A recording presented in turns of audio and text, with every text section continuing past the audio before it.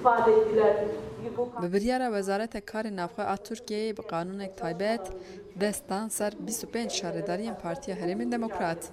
DBP û şaredarên DBP li Amedê li dijî vê yasayê komûnek darxistin. Hevseroka DBP Sebat Tuncel daxuya kirin ku neha 25 şaredarî ji destê wan hatine sendin û AKP li dijî şaredariyên Kurdan dervekiriye. Dewlet xwaze hemî qadan ji Kurdan paqij bikin.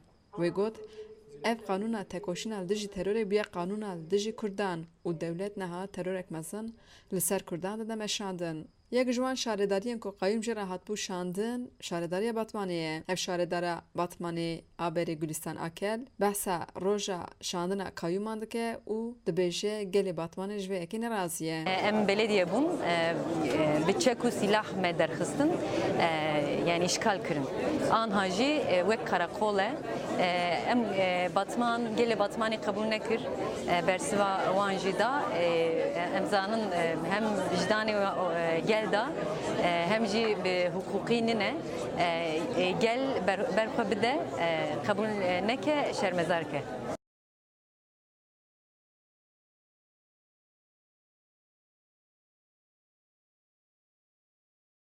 Karı bişopîne em carekî bank dikin, carekî din.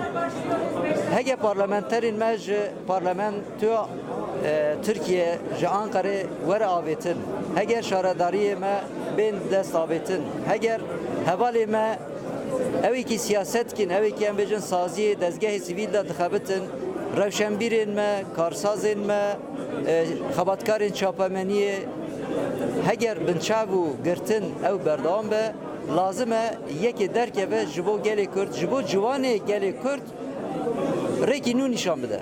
Hevşaredarê Mêrdînê Ahmet Türkşî di derbarê qeyûman de nerazîbûnên xwe bi van hevokan anî ziman. Rastî ji bo qayîn tiştekî em zêde bibêjin tuneyî.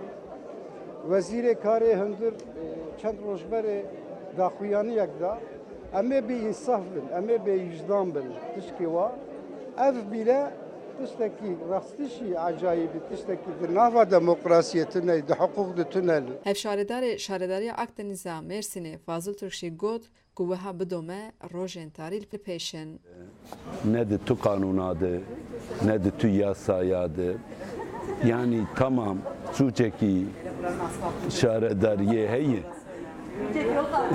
debderekî we heye, kanûna we heye, gora wê memelê bikî. Yani tu datîne tu memûrê xwe atamiş dike. Yani baya tu irada xelkê, tu vê demokrasiyê yani baş bu vî welatî tiştekî gelkî ji we re bêjim xerab e û qed yani pêşerojê jî lê ez gelkî tarî dibînim.